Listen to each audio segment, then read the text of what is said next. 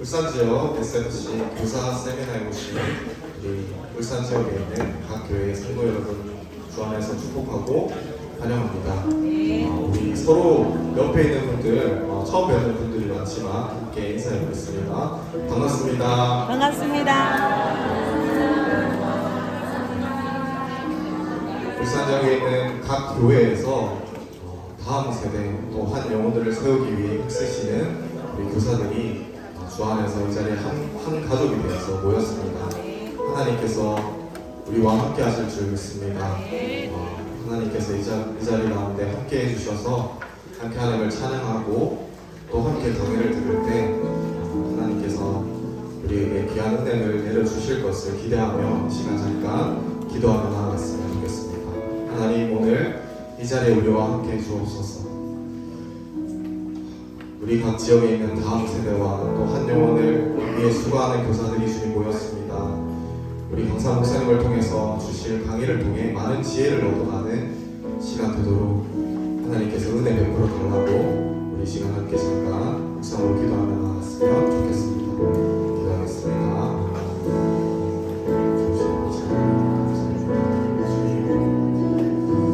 땅의 다음 세대를 위해 수고하며 또 아버지 하나님 봉사하는 주의 자녀들이 모였습니다. 하나님, 이 시간 우리와 함께 해주옵소서.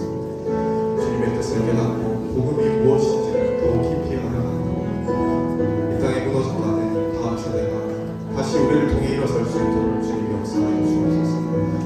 아버지 하나님, 우리 가운데 임하셔서 우리 강사님 목사님을 통해서 주실 많은 것들을 우리가 듣고 깨닫고 많은 지혜를 얻어와서 우리가 속한 교회에 아버지 하나님 많은 영혼들을 주께로 들어오게 하며 또 교회를 세워나가는 우리 교사를 받을 수 있도록 주님의 은혜로 주옵소서.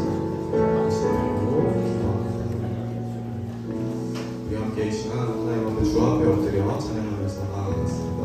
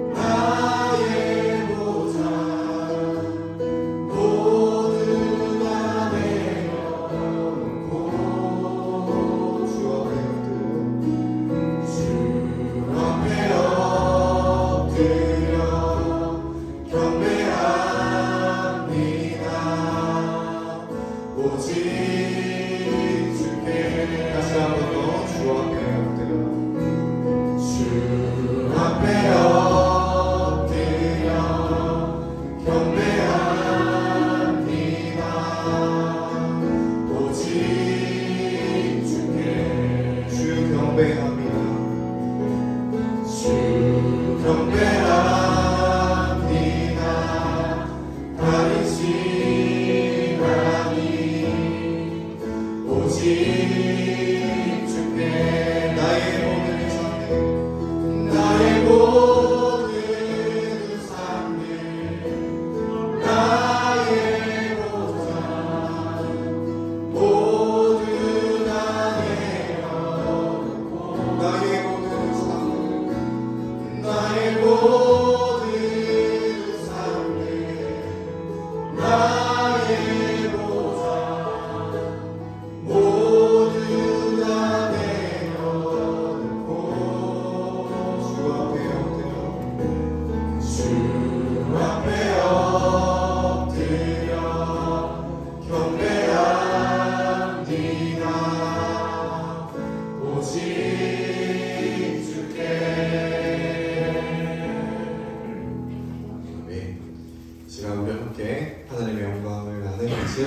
우리에게 비추어달라고 우리의 마음의 문을 열어서 그 하나님의 빛을 보게 해달라고 함께 찬양하며 나왔으면 좋겠습니다.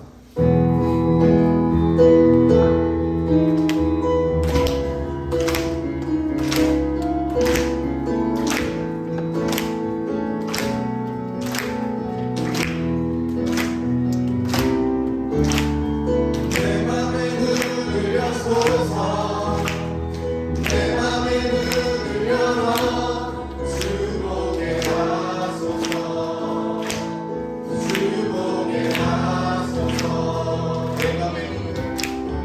내 맘의 눈을 여소서 내 맘의 눈을 열어 주목해 하소서 주목해 하소서 주 이름 높이 들리고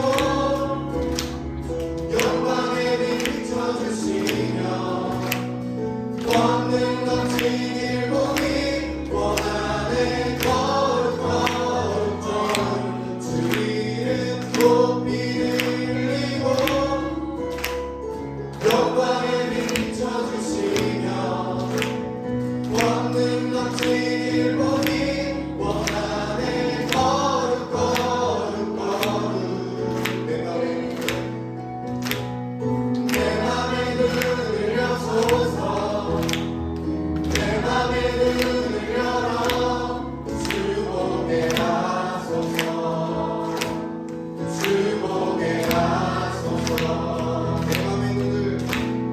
내 맘의 눈을 여소서 내 맘의 눈을 열어 주목해 하소서 주목해 하소서 주 이름 높이 들리고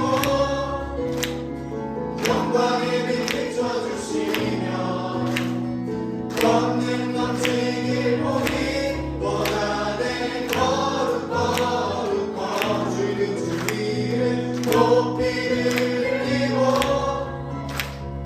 영광의 빛 비춰주시며 권능 넘친 길 보기 원하네 거룩 거룩 거룩 거룩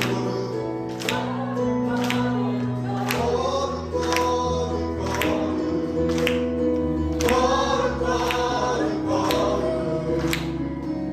거룩 거룩 거룩 주목해 하소서 거룩 거룩 거룩 거룩 거룩 거룩 거룩 거룩 주목해 하소서 거룩 거룩 거룩 거룩 거룩 거룩 거룩 거룩 거룩 거룩 주목해 하소서 내 맘의 눈을 여소서 내 맘의 눈을 열어 주목해 하소서 주목해 하소서 내 맘의 눈을 여소서 내 맘의 눈을 열어 주목해 하소서 주목해 하소서 아멘.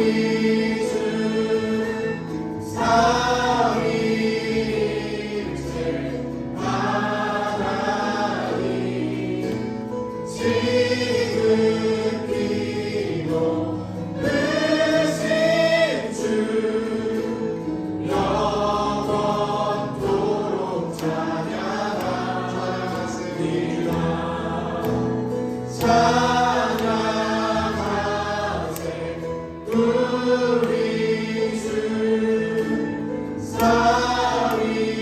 삼위일체 하나님 지극히도 크신 주 영원토록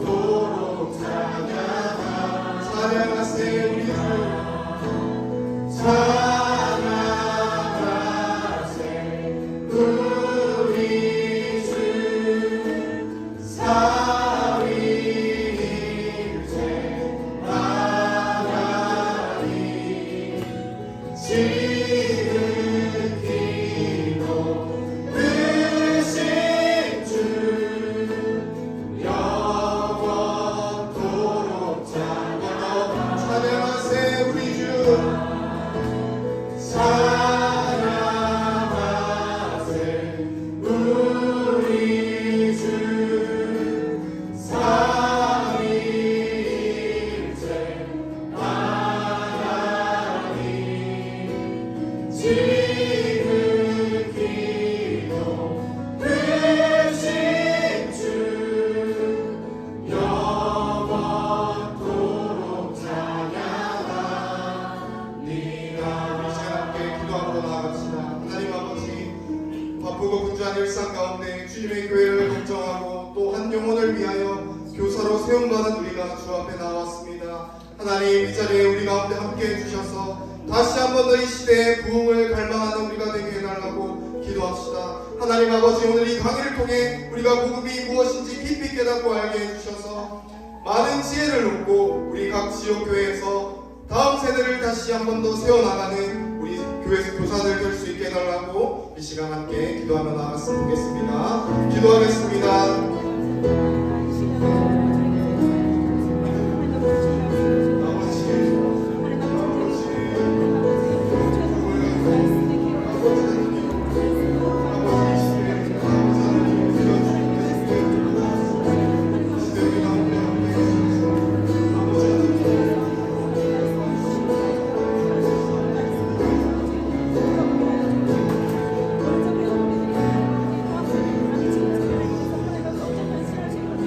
거룩하신 하나님 아버지, 감사합니다.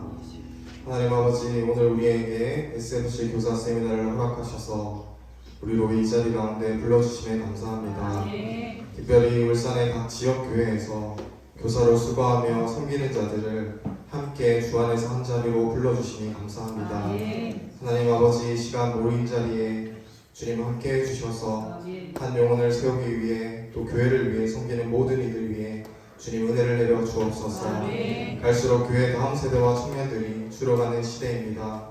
그러나 하나님 역사하시며 우리 가운데 다시 부흥이 올 줄 믿사오니 주님 좌절하지 않고 부흥을 갈망하는 우리 교사들 다 될 수 있게 하여 주옵소서.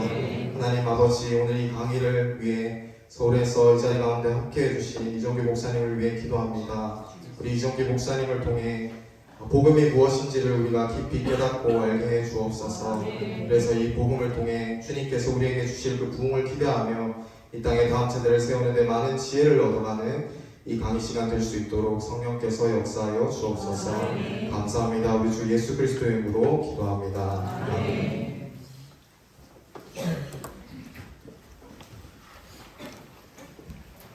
네, 이제 이 시간에는 신학교를 담임하고 계시는 이정규 목사님께서 부흥과 복음이라는 주제로 강의해 주시겠습니다. 강의를 통해 복음을 재발견하여 복음을 시작하게 된다는 게 무엇인지 따라가는 귀한 시간이 되면 좋겠습니다. 한 가지 말씀드릴 것은 안에 보면 질문지가 하나씩 있습니다. 종이 받으셨을 텐데 질문지를 꼭 강의 시간 내에 작성해 주시면 감사하겠습니다. 그냥 곧바로 뒤이어서 Q&A 시간을 가질 거라서요. 네, 강의가 끝나면 저희가 바로 질문지를 거두려고 합니다. 그래서 강의하시는 동안에 반드시 질문지를 작성하여 주시면 네, 감사하겠습니다. 네, 이제 목사님 나오셔서 강의해 주시겠습니다.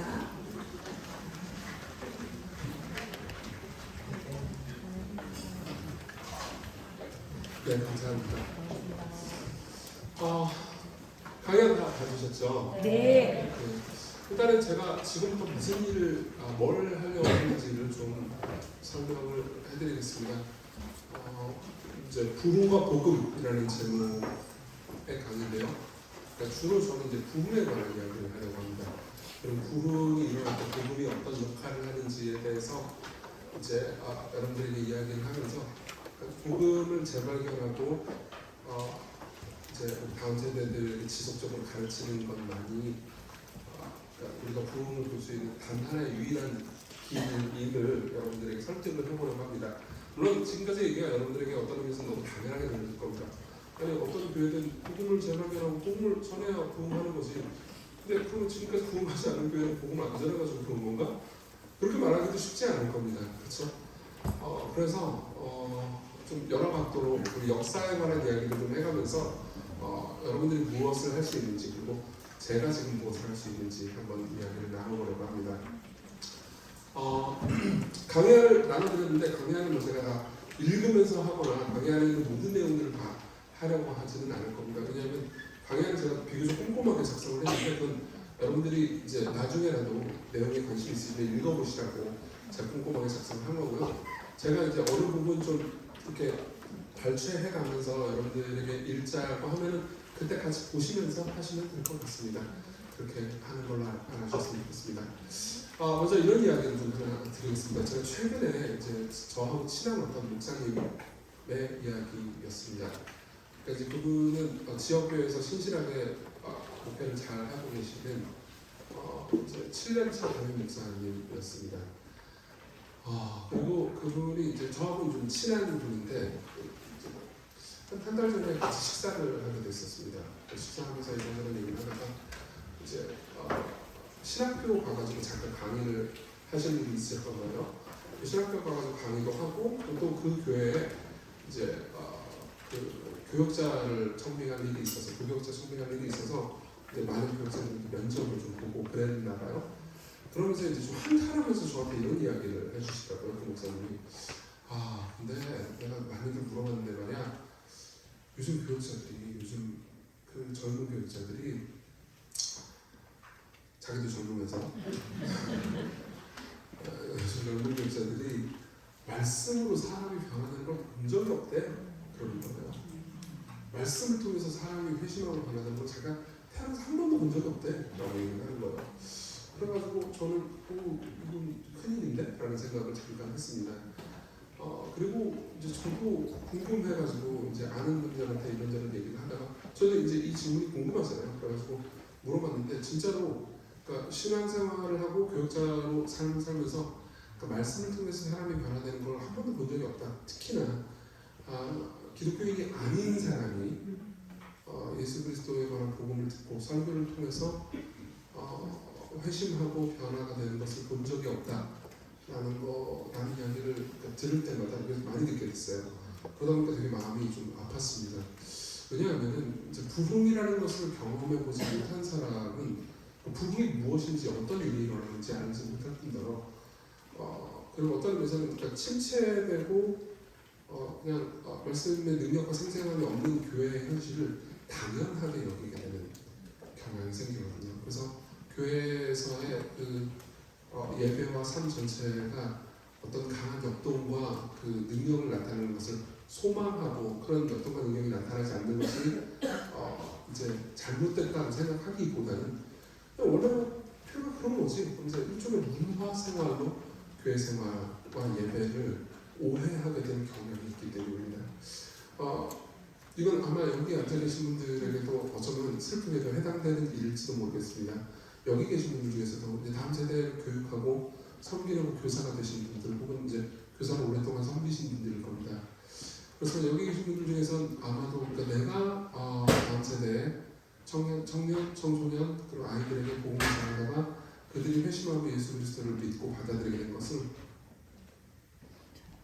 네 가까이 알겠습니다. 잘 안 들리시나요? 네, 좀 더 부탁드리겠습니다.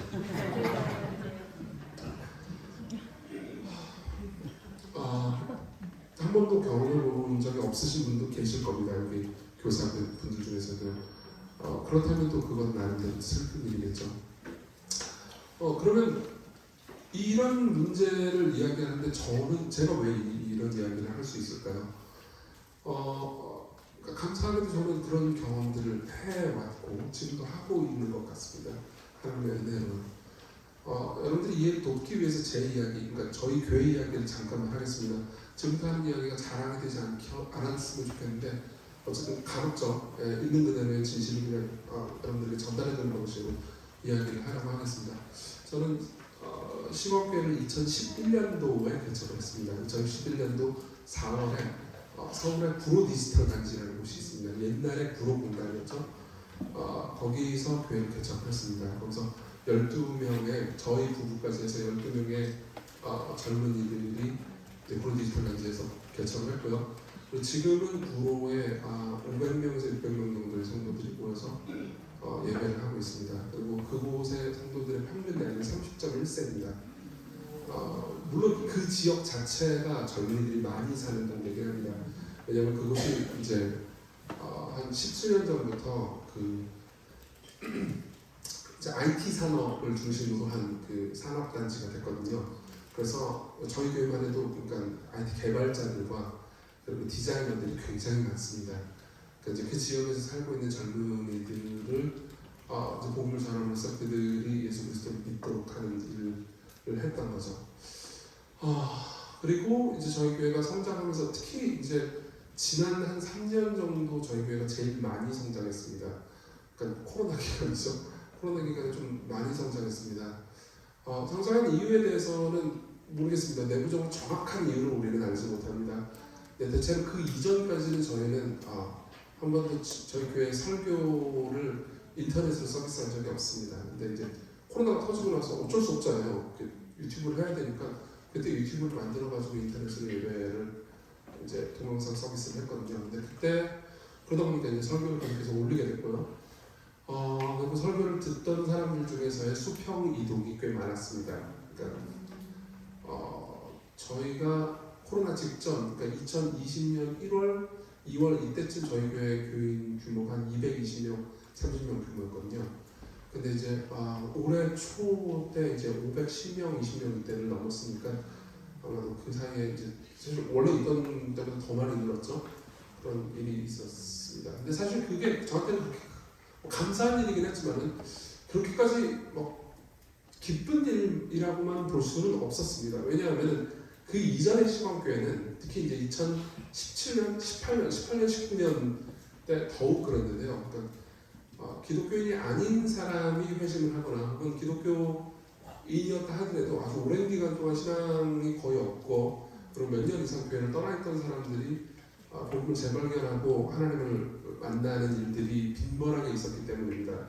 그런데 이제 그 와중에 물론 그것도 감사한 일이긴 하지만은 그 코로나 기간 동안에 이제 한국 교회가 좀 약간 복잡하고 어지럽고 힘들었잖아요.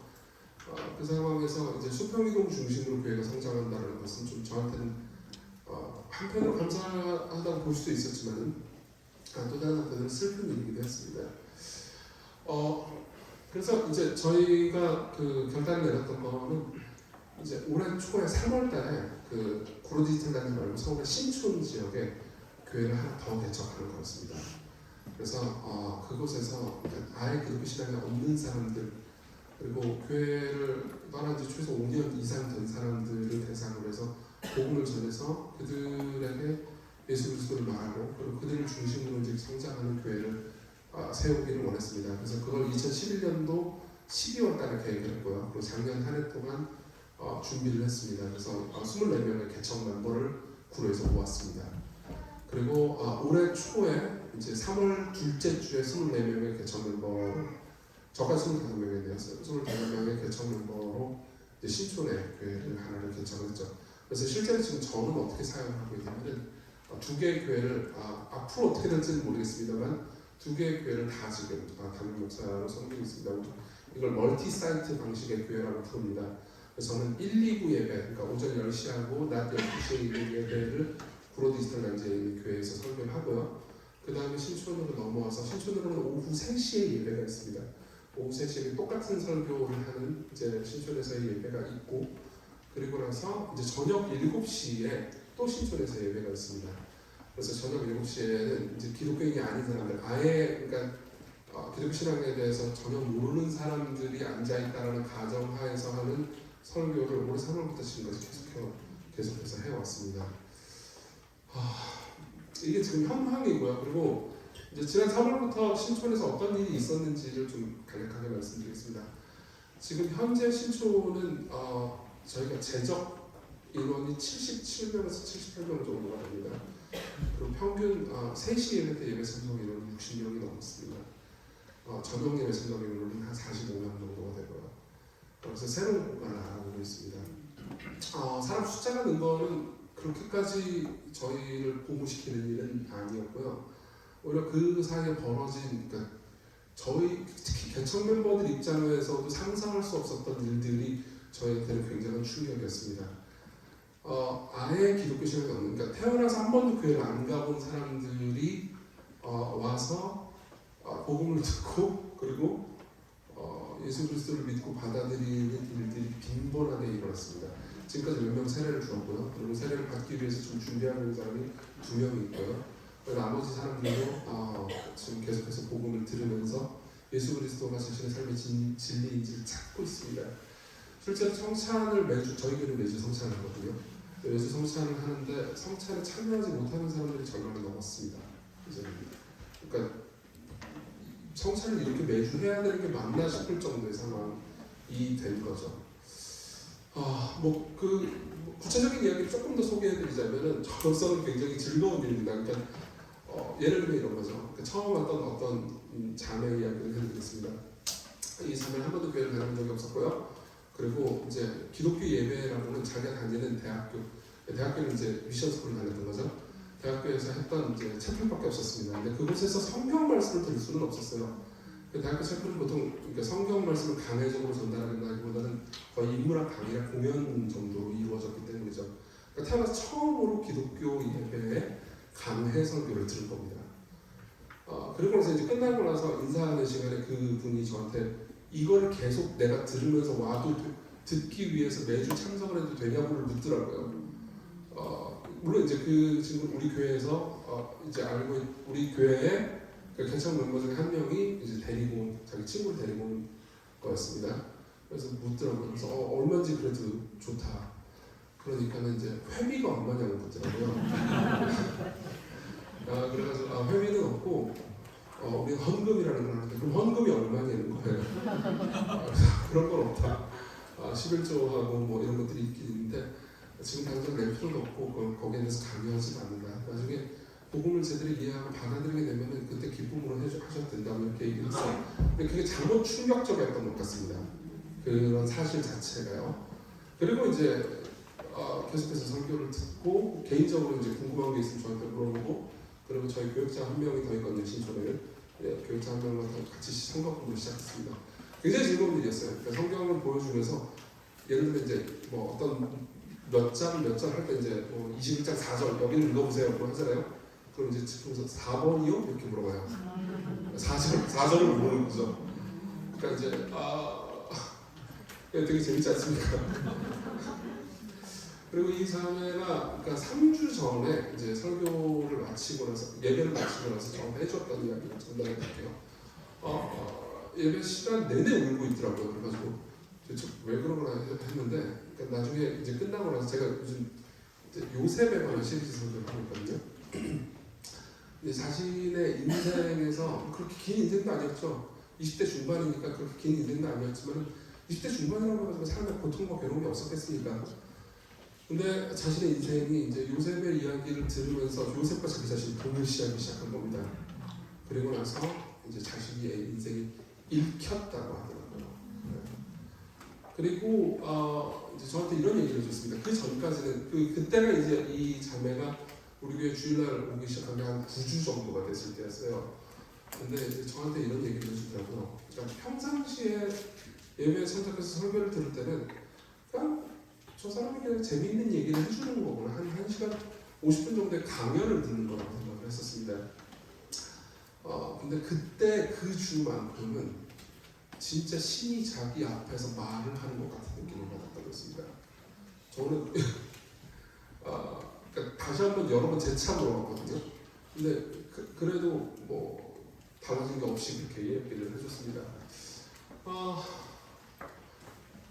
이게 가장 최근에 있었던 일이고요. 그리고 저는 비슷한 일을 그러니까 3월달에 신촌의 교회를 개척하고 나서 여러 번 겪고 있습니다. 어떻게 신앙이 없는 사람들이 교회에 오게 되나요? 그러니까 아예 기독교 신앙을 전혀 경험하지 못한 사람이 교회에 오는 루트가 어떻게 되나요? 라고 저한테 굉장히 많이 물어보시거든요. 이 얘기를 하면은. 물론 루트는 여러 개 있습니다. 그러니까 기존의 신자들이 이제 전도를 해가지고 오는 케이스도 있지만 뭐 또 다른 케이스도 있긴 합니다. 뭐 하나하나 따져보면 끝이 없죠. 제일 많은 케이스는 이겁니다. 그렇게 한두 명이 회심을 하잖아요. 그러니까 자신의 인생이 예수 그리스도로 말미암아 변화되잖아요. 그러면 기독교인 같은 경우에는 비기독교인 친구들이 그렇게 많지 않습니다. 비기독교인 친구는 비기독교인 친구들밖에 없잖아요. 그리고 그러니까 이 사람이 내적으로 경험한 변화는 그 주변에 있는 비기독교인에게는 충격적인 일입니다. 그리고 보통 이런 경험을 한 사람은 자기 친구들과 가족을 끌고 와가지고 같은 은혜를 받도록 하기 위해서 노력하면은 열정이 어마어마합니다. 그래서 지금까지 신촌에 개척해가지고 지금까지 제일 많이 신앙이 없는 사람들을 데리고 왔던 친구는 어떤 이제 28살짜리 남자인데요. 이 친구도 우리 교회에 와가지고 이제 회심을 하고 그리고 자기 친구들이 이제 음악하는 친구거든요. 그래서 자기 음악하는 친구들을 다 데리고 오고 있습니다. 이런 일들이 있고 그래서 지금까지 세례를 주고 있고요. 그리고 앞으로도 세례를 주고 복음을 계속 전하면서 이 신촌이라는 지역에서 교회를 세우려고 하고 있고 그리고 그 이전에 이제 계속 이제 섬기고 있는 구로에 있는 구로 디지털랜드에 있는 교회도 같은 방식으로 내적인 역동과 변화를 누리는 교회가 되도록 위해서 기도하고 있습니다. 이게 시범교회 이야기입니다. 여기까지가요. 그리고 이 이야기를 제가 해드리는 이유는 그러니까 시범교회나 혹은 제가 그러니까 뭐라고 해야 될까요? 좀 특별하고 독특하고 좋은 어떤 선교 전략이나 교회 운영 전략을 썼기 때문에 이런 일이 발생했다고는 말할 수 없습니다. 아마 그러니까 어떤 전략을 사용해서 그렇게 됐느냐, 어떤 프로그램을 썼느냐라고 물어본다면 저는 그런 게 없다고 말합니다. 실제로 없었습니다. 예컨대 신촌에서 그러니까 우리가 전도 집회를 한번 그래도 홍보를 해가지고 한번 해볼까 하다가 개척 멤버들이 뭐라고 그러냐면 지금 와 있는 사람들 다 감당하는 것도 너무 힘들어가지고 그런 이벤트를 기획할 시간이 없다. 그러니까 우리는 그건 안 했으면 좋겠다 해가지고 안 했습니다. 그러니까 지금까지 이벤트나 행사를 한 번도 한 적이 없는 셈이죠. 그리고 뭐 그러니까 비신자들에게 다가갈 수 있는 어떤 루트를 뚫으려고 노력을 했던 것도 그렇게 많지 않습니다. 사실 제가 작년 10월부터 그러니까 이제 올해 3월에 그 신천을 개척을 하기 전까지 한 5개월 동안 계속 신천 지역을 돌아다니면서 사람들을 만나고 다니긴 했거든요. 그러니까 소위 이제 노방전도 비스무리하고 했던 거죠. 근데 한 번도 그 일로 인해서는 누군가 뭐 예수님을 믿거나 만나거나 심지어 교회로 온 사람도 없었습니다. 거의 도대체 이 아저씨는 왜 나한테 와가지고 나의 시간을 뺏는 걸까 하는 분들이 그렇게 본 적이 없어요. 그러니까 제가 그렇게 개인 전도를 잘하는 사람도 절대 아닙니다. 제가 개인 전도를 열심히 해가지고 얻은 사람이라고는 저희 이제 신촌에 있는 예배당 바로 밑에 미용실이 있거든요. 그 미용실 그 주인장분이셨어요. 제가 거기서 맨날 먹을 것 같고 한번 와주시더라고요. 도너츠도 엄청 받아가지고 그러니까 딱 한 번 와주셨어요. 2번 와주셨다. 그렇습니다. 그 외에는 없어요. 그럼 무슨 일이 일어난 걸까요? 저는 그러니까 소규모의 부흥이 일어나는 것 같다는 생각이 듭니다. 이건 제 개인적인 생각도 그렇고 저희 같이 이제 특히 신촌에서 교회를 섬기고 있는 사람들이 그걸 이제 피부로 느끼고 있습니다. 이 모든 과정을 제일 놀랍게 여기는 건 개척 멤버들이죠. 그러니까 개척 멤버들이랑 모여가지고 기도회를 하면은 전부 다 제가 이렇게 얘기를 하면은 모두가 진짜로 고개를 끄덕입니다. 우리가 잘한 게 뭐가 있냐? 아무것도 없다. 진짜 잘한 게 없었거든요. 무슨 뭐 우리가 경건하게 살았냐? 아니었죠. 그리고 뭐 내가 설교를 잘했냐? 그것도 아니었습니다. 그게 아니었다고 다 고개를 끄덕이니까 기분은 안 좋았지만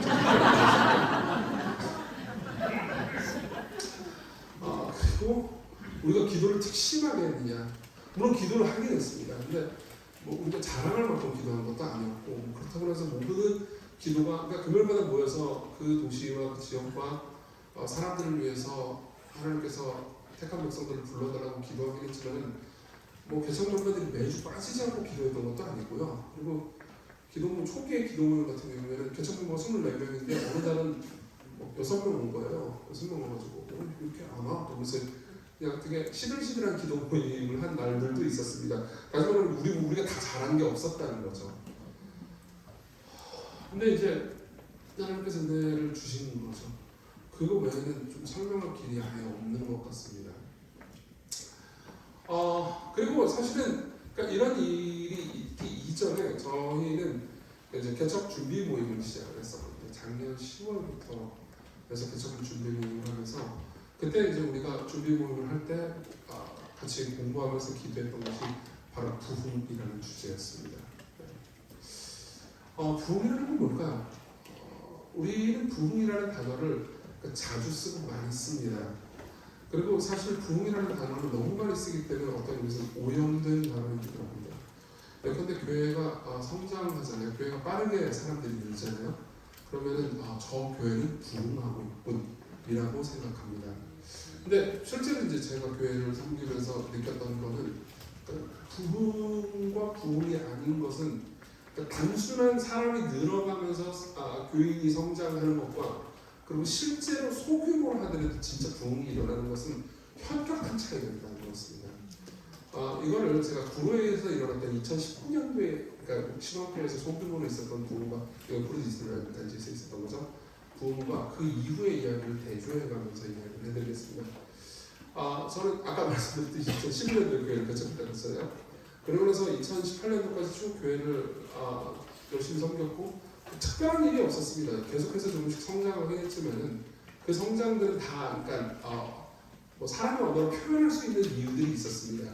물론 그 이면에 다 하나님의 은혜가 가장 중요한 그러니까 최종적인 원인이긴 했지만은 그러니까 뭐 그냥 모든 현상이 리저로 그랬다는 거죠. 근데 이제 2018년도였습니다. 2018년도인데 제가 뭐 자세히 설명할 수는 없지만 그때 개인적으로 이제 영적으로 되게 피폐한 상황이었거든요. 그래서 너무너무 힘든 시기를 보냈었습니다.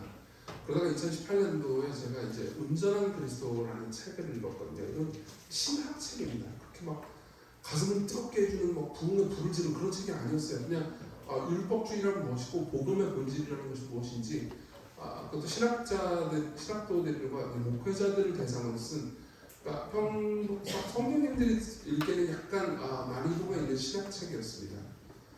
그리고 그 신학책을 읽고 나서 저 같은 경우에는 이제 복음적인 의미의 설교라는 것이 무엇인지를 재발견하게 되었습니다. 근데 그때 사실 제 마음에 제 영혼에 일어났던 것이 부흥이었던 거죠. 그러니까 어느 정도였냐면은 저 같은 경우에는 그 이전에는 그러니까 되게 젊은 나이였는데도 불구하고 목회를 그만둘까라는 생각을 할 정도로 마음이 피폐했었거든요. 근데 그때 그 책을 읽고 나서 그러니까 누렸던 제 기쁨이 그러니까 목사잖아요. 목사니까 예수 그리스도를 믿는 믿음만으로 하나님께 조건 없는 사랑과 인정을 받는다는 걸 아는 사람일거 아닙니까? 교리적으로 알고 있는 사람입니다. 저는 이신칭이 교리를 공부했을 뿐만 아니라 여러 번 회중들에게 설교한 적도 있었습니다. 그래서 제가 그 책을 읽고 그러니까 사실 하나님의 만지시라는 것밖에 볼 수가 없었죠. 이신칭이를 재발견했습니다. 그러니까 이런 식이었던 것 같습니다. 사실은 여러분들은 어떻게 느낄지 모르겠지만 목사들도 사실 굉장한 교사분들은 이걸 충분히 상당히 이해하실 수 있을 거라고 생각합니다. 그러니까 굉장한 압박감에 시달립니다. 특히나 설교를 하고 나서는 압박감에 많이 시달립니다. 설교를 하기 전에 목사는 항상 시험을 보는 것 같은 느낌에 시달릴 때가 있습니다. 저는 학교 다니는 게 제일 싫었던 게 시험 보는 거였거든요. 그러니까 뭔가 준비해가지고 결과를 다 쏟아내가지고 그것 때문에 A부터 F까지 점수를 받는다는 것이 너무 괴로운 일이었어요. 모든 건 괴로운 일이잖아요. 그렇죠? 그럼 그거를 이제 매주 해야 되는 겁니다. 그러니까 매주 주일마다 올라가가지고 설교를 하잖아요. 그럼 설교를 해가지고 이제 저 스스로 알죠. 사람들 반응이 다 보이지 않습니까? 뭐 한 절반은 졸고 있고, 그리고 이제 뭐 내가 하는 말을 정말 알아듣는지 못 알아듣는지 나도 잘 모르겠는 경우에 이제 속으로 그리고 내려오면서 단에서 내려오면서 생각합니다. 아 오늘 성경은 C였구나. 아 오늘 성경은 D였구나. 그러면은 성도님들이 친절하게 알려주십니다. 아니에요, F예요.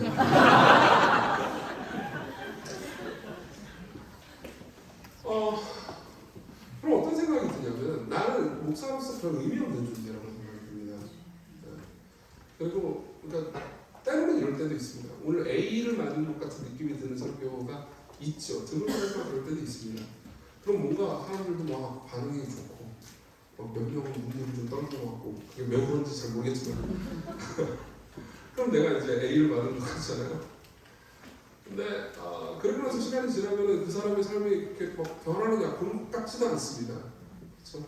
그러면 여전히 나는 F라는 생각이 들지요. 그럼 이런 생각을 합니다. 그러니까 내가 목사로서 가치 없고 의미 없고 그리고 하나님 앞에서도 사람들 성도들 앞에서도 의미 없는 존재인 것 같은 느낌에 시달리는 거죠. 특히 그럼 내가 왜 교회에서 있으면서 교회에서 성도들이 내가 헌금으로 밥벌먹고 사는 사람인데 내가 못하고 여기 있어야 하나. 차라리 이 평가와 고통을 딱 빨리 때려치고 그냥 다른 직업을 찾아가지고 내 가족들을 챙기는 게 나한테 더 나은 일이 아닐까라는 이제 괴로움을 시달리게 되는 거죠. 근데 생각하면 그때 저는 저 자신의 가치와 정체성과 의미를 설교에서 찾으려고 했던 것 같습니다. 찰스 스펄전이라는 목사님이 있습니다. 19세기 좀 이따 얘기하기는 할 건데요. 19세기 영국에 굉장히 탐험한 사람이죠. 그분이 한 설교를 할 때 특히 목회자들에게 설교를 할 때 이렇게 얘기한 적이 많았습니다. 목회자들이요 설교로 구원받으려고 하지 마십시오. 아니 설교로 구원받으려고 하는 사람이 어디 있겠습니까? 예수님을 믿는 믿음만으로 구원받는다는 것을 어느 목사가 모르겠습니까? 근데 종종 목사는요 자신의 의미와 가치와 정체성이 자신의 설교 능력에 있다 혹은 목약 능력에 있다라고 오해하기 마련입니다. 그럼 어떻게 되겠습니까? 내가 설교를 잘하는 것 같으면 교만해지겠죠. 그렇죠? 그리고 내가 말하는 것 같으면 이제 땅끝까지 낮아집니다. 그리고 교회가 성장하거나 사람들이 늘거나 줄거나 사람들의 반응이 어떻거나 교회에 문제가 있거나 교회가 잘 되거나 이런 거에 따라서 내가 의미 있는 존재나 가치 있는 존재처럼 여기기도 하고 그리고 나 쓰레기 같은 사람이야 라고 생각하기도 하죠. 여러분들은 안 다르겠습니까? 여러분들도 똑같을 거라고 생각합니다. 저는. 네. 그리고 성도님들이 저한테 해준 이야기는 모두 다 그들이 다 똑같다는 이야기였습니다. 여러분들 교사로서 사람들을 섬길 때 잘 섬기는 나는 의미 있는 존재인 것 같고 그렇지 않으면 나는 의미 없는 존재인 것 같죠. 여러분들이 직장생활을 하는 분들이라면 혹은 가정에서 이제 가정을 섬기는 분들이라면요 여러분들이 하는 일로 여러분들은 자기 자신을 끊임없이 평가하게 될 겁니다. 직장에서 승진하거나 인정받으면 나는 의미 있는 존재인 것 같습니다. 애들이 별탈 없이 잘 자라고 좋은 대학도 들어가면은 나는 의미 있는 존재인 것 같습니다. 그렇지만 아이들이 정서적으로 어려움을 시달리고 학교에서 문제가 있고 성적이 떨어지고 그리고 내가 회사에서 별로 인정받지 못하고 열심히 노력했지만은 내 동료들보다 훨씬 더 낮은 성과만을 거두게 된다면요 나는 별 의미 없는 존재처럼 여겨집니다. 그럼 저는 이제 그 책을 온전한 그리스도라는 책을 읽으면서 이러한 방식의 사고가 이행칭의라는 걸 알게 됐습니다. 이행칭의. 아마 여기 계신 분들은 다 교사분들이니까 이신칭의가 뭔지 모르지 않으실 겁니다. 이신칭의의 주된 주제는 간단합니다. 그러니까 우리는 우리의 공로, 우리의 노력, 우리의 성취가 아니고 예수 그리스도께서 우리를 위해서 하신 성취에 의해서 평가받습니다. 예수 그리스도께서 우리를 위해서 하신 성취를 내 것으로 받아들이는 통로는 딱 하나밖에 없습니다. 우리는 예수 그리스도를 그냥 받아들이고 믿기만 하면 됩니다. 그리고 성부 하나님은요 우리가 예수 그리스도께서 우리를 위해서 하신 일을 받아들이고 믿고 그것을 신뢰할 때요 우리를 예수 그리스도만큼이나 존귀하게 여겨주십니다. 자, 이게 이신칭의의 주장입니다. 그리고 놀랍게도 제가 그때 깨달았던 것은 뇌로는 내가 이신칭의를 믿고 있다고 생각했지만 실제 내 삶을 움직이는 오퍼레이팅 시스템은 이행칭의였다는 거죠. 예를 한번 들어보도록 하겠습니다. 제가 이렇게 한다고 합시다. 어떤 이신칭에 대해서 잘 모르는 사람이 있습니다. 네. 성함이 간사님이시죠? 강수아 간사님, 감사합니다. 강수아 간사님인데 이신칭에 잘 모른다고 합시다. 물론 잘 아실 거예요. 강수아 신학교 다닐 때 공부 뭐 했나? 그러면서 무시하는 거예요. 나는 이신칭을 잘 알고 있는데. 그러면 이제 잘 생각해 보십시오. 지금 제가 이렇게 말을 하고 있습니다. 제 뇌는 이신칭을 분명히 믿고 있는 건 사실입니다. 그렇죠? 그렇지만 제 삶의 움직임은요. 저 사람은 이신칭이교리를 제대로 잘 이해하지 못하고 시험 문제 때 올바르게 적어내지 못하니까는 나보다 좀 더 열등한 존재고 나는 그렇지 않으니까 나는 조금 더 우등한 존재야 라고 말하는 셈입니다. 그렇죠? 그러면 실제로 저는 저 자신의 가치와 의미를 뭘로 평가하고 있죠? 제 지식을 평가하고 있습니다. 나의 성취와 나의 노력과 나의 무엇이죠? 핵심은 복음은 우리가 지속적으로 듣는다 하더라도 복음이 실제로 삶에서 가장 깊은 곳까지 나의 삶 전체를 다스리는 동력과 운영 체제로 변하는 데까지는 이르지 못하는 일이 허다하다는 겁니다. 많은 사람들이 예수 그리스도께서 우리를 조건 없는 사랑으로 용서해 주시고 그분이 우리가 마땅히 받아야 되는 형벌을 십자가에서 우리 대신 받으셨다는 이야기를 듣고서도 마음이 맹숭맹숭한 걸까요? 수많은 이유들이 있을 겁니다. 예컨대 사람들은요 자신이 얼마나 큰 죄인인지 잘 모릅니다. 생각해 보십시오. 여러분들이 어떤 빚을 졌다고 합시다. 그리고 여러분들의 친구가 그 빚을 갚아주었다고 해볼게요. 근데 얼마를 갚아줬냐고 보니까는 10,000원을 갚아줬다고 합시다. 그럼 여러분들의 친구에게 뭐라고 말씀하시겠습니까? 고맙다. 뭐 나중에 갚을게. 커피 한 잔 뭐 마시자. 이 정도로 대할 겁니다.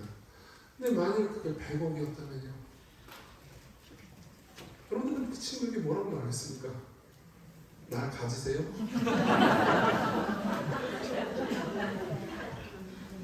나는 당신의 노예입니다. 그리스도께서 십자가에서 우리의 죄의 빚을 갚아주셨습니다. 그런데 우리는요, 그걸 보통 10,000원짜리로 생각합니다. 그리고 어느 순간 하나님의 성령이 우리 가운데 일하실 때 그것이 10,000원짜리가 아니고 내가 절대로 갚을 수 없을 정도의 수백조, 수천조의 빚보다 더 크다라는 것을 알게 됩니다. 거기에 비해서 내 친구가 나한테 저지른 모든 잘못 있잖아요. 그거 그냥 몇만원, 몇십만원 정도의 잘못이라는 것을 알게 됩니다.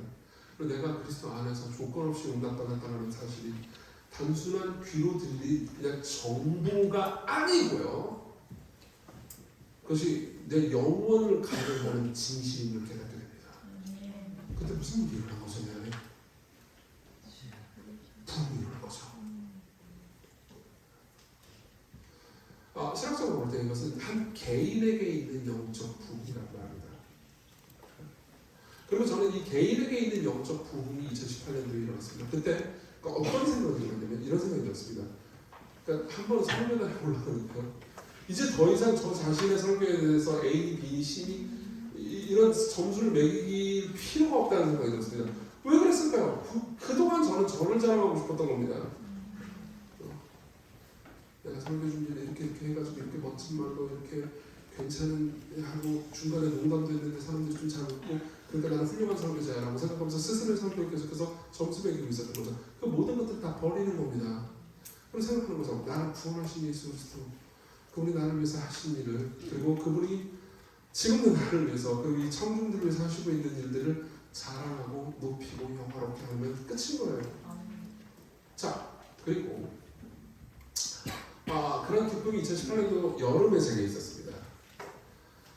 그리고 그 여파는 교회에 조금씩 퍼져나가기 시작하더니 이듬해 이제 2019년도 봄 혹은 여름부터 이제 나타나기 시작했어요. 그러니까 저는 한 번도 보지 못한 광경을 교회에서 보기 시작했습니다. 그러니까 예전에 이제 그 이전에 우리 교회는 저희는 이제 약간 지적인 그 욕구가 있는 사람들이 많이 모이는 교회였습니다. 그러니까 교회가 약간 학원 같은 느낌이 있었어요. 그러니까 예를 들어 성경 공부하자, 뭐 교리 공부하자 그런 많이들 모였어요. 근데 뭐 서로 간의 교제라든가 섬김이라든가 희생이라든가 별로 없었던 것 같습니다.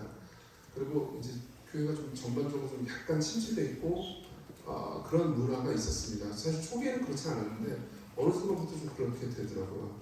그래서 저는 그냥 교회가 성장하면 다 이런 것이겠군요. 그래서 별 생각이 없었습니다. 근데 2019년도 가을, 여름, 가을에 있었던 일을 저도 지금도 그러니까 그 시절이 생생하게 기억날 정도로 잊지 못하는 경험이었습니다. 18, 19년도에요. 그러니까 이제 작년 신혼부부 여성들 중심으로 그러니까 복음의 재발견이 있었습니다. 그러니까 몇몇 자매들이 예배 시간을 통해서 설교를 통해서 복음 재발견하면서 이제 집에 안 가는 거예요. 그 집에 안 가더라고요. 그래서 끝나고 나서 이제 몇몇 사람들끼리 은혜 받는 사람들끼리 모여가지고 자신들이 어떤 은혜를 받았고 뭐가 좋은지 얘기를 하느라 이제 집에 안 가기 시작한 겁니다. 근데 집에 안 가면 이제 저녁 시간이 됐잖아요. 저녁 먹어야 될 거 아니에요. 저녁 시켜서 먹고 저녁 먹고 집에 가자니까 또 아쉬우니까 계속 얘기하고 기도하고 계속 그렇게 말만 하기 좀 그러니까 또 책 모임 같이 하자고 하고 그리고 어떤 사람들은 또 놀기도 하고 그리고 다른 사람들 끌어가지고 책 모임 같이 하기도 하고 하다가 어떤 걸 보냐면 2018년도 겨울에는 사람들이 집에 안 가는 거예요. 저는 항상 교회를 맨 마지막에 문을 닫고 나오는 사람이었는데 제가 집에는 못 가는 겁니다. 공장을 시작하니까 빨리 제가 가라 그러는데 안 가고 너무 행복한 겨울이었죠. 그때. 그러면서 그때 느꼈습니다. 그때 교인 수가 폭발적으로 성장한 게 아니었어요. 그 가을 겨울에는 한 10명도 안 되는 수가 늘었습니다. 물론 그것도 굉장히 감사한 일이었지만 어떤 충격적인 변화는 없었어요. 그러니까 교인 수에 비해서. 근데 그때는 부흥이었습니다. 그러고 나서 코로나가 시작되고 초반에는 이제 우리 다 망했구나라고 생각했죠. 근데 망했다고 해봐야 뭐 망하진 않았습니다. 감사하게도. 그리고 교회는 숫자적으로 성장했죠. 되게 빠르게 성장했고 220명이었던 숫자가 500명을 넘겼으니까 숫자적으로 2배 이상 성장한 셈입니다. 근데 그때 기억은 부흥은 아니었습니다. 제가 이 예를 들어주는 이유가 있습니다. 그러니까 부흥이라는 걸 눈으로 보고 내적으로 경험한 사람은 그것과 비슷한 걸로 만족할 수가 없게 되는 겁니다. 저는 이제 뉴욕에서 지금 이제 소천하셨는데요. 뉴욕에서 89년도에 교회를 리디머 장로교회라는 교회를 개척해서 그러니까 2017년도까지 신실하게 목회했던 팀 캐러 목사님의 이야기를 해드릴 수 있습니다.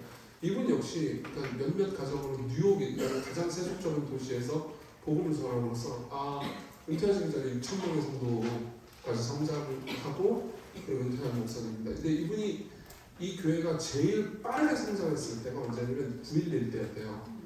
9.11이 터지고 사람들이 그 이전에는 한 이제 2,000명 수준의 교인 수가 모였는데 9.11 때 그 직후에 교인이 6,000명이었더라고요. 이제 그날 정상적인 예배가 아니었겠죠. 이런 터져나가고 그리고 나서 교인이 이제 조금 줄긴 했지만은 이제 아주 줄지 않고 그 수준이 쭉 유지되면서 성장했다고 하더라고요. 그러니까 굉장한 성장이었죠. 근데 손태령 쌤의 인터뷰를 제가 옛날에 들었는데 그때 9.11 때의 폭발적인 수적 성장을 부흥이라고 말하지 않더라고요. 뭐라고 그러냐면 저는 그것을 부흥이라고 절대 부르지 않을 겁니다라고 얘기하더라고요. 뭐라고 얘기하냐면 자기가 처음에 이제 그분이 처음에 개척을 했을 때 89년도였어요. 89년도부터 92년도까지 그 교회에서 기독교 신앙이 전혀 없는 아주 세속적이고 무신론적인 세계관을 가진 사람들이 교회에 와가지고 설교를 듣고 회심하고 사람들이 변화되는 걸 몇 년을 본 거예요. 그때가 바뀌는 거죠. 그때의 성장 속도와 크기는 9.11 직후의 성장 속도와 크기보다 적었습니다. 근데 그때 봤던 그런 영광은 그 예배 시간에 하나님의 영광이 그 순간 임하는 걸 경험하는 거죠. 이거는 같은 일이 아닙니다. 자, 제가 강조하고 싶은 게 바로 이겁니다. 사실 이러한 부흥은 초기에 일어나면은 이후에는 수적 성장에 따라오게 마련입니다. 실제로 부흥의 기록들을 보잖아요. 역사상에 보면 정말 많은 부흥의 기록들이 있는데 그 부흥의 기록들은 수적 성장이 있을 때를 부흥이라고 하지 않습니다.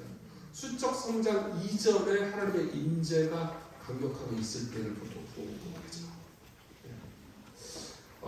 이제서야 성경 본문을 읽도록 하겠습니다.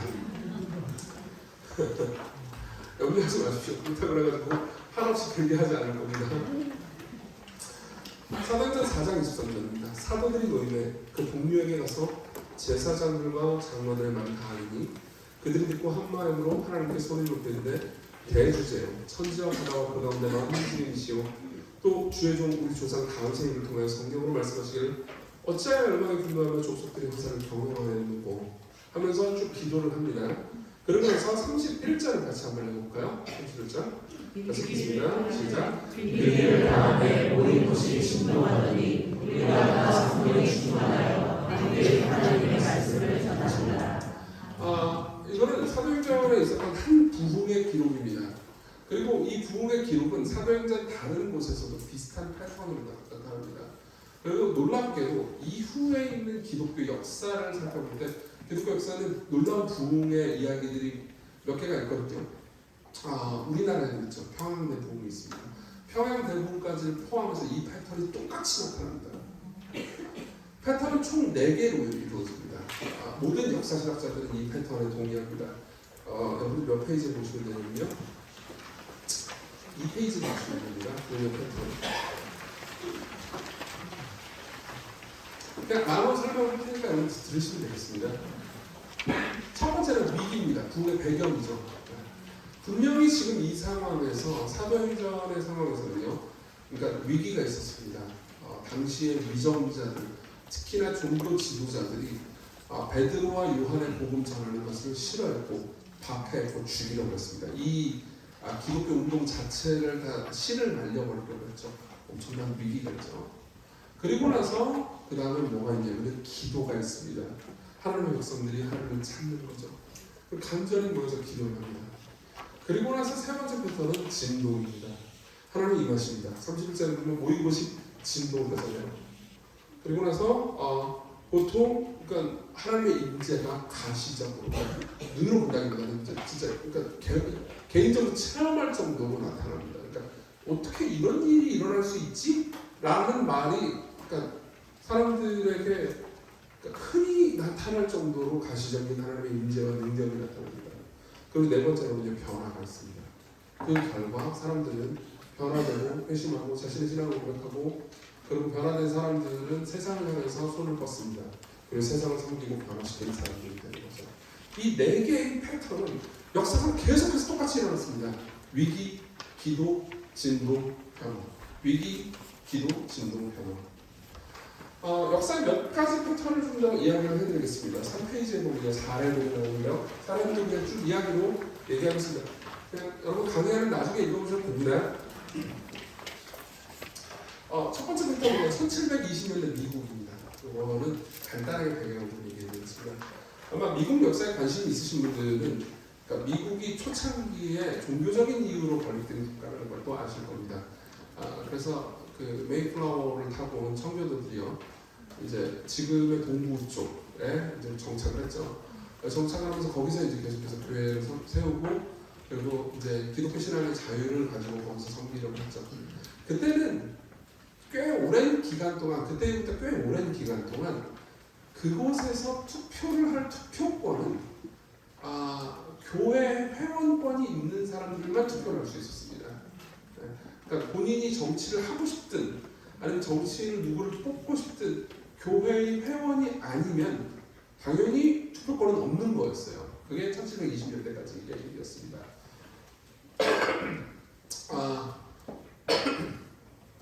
왜 그러냐면 당연히 우리는 기독교 국가고 기독교 신앙을 가진 사람만이 우리나라 국민의 자격이 있다라는 초창기의 기독교 권리 정신을 가졌던 사람들이 그런 생각을 했기 때문입니다.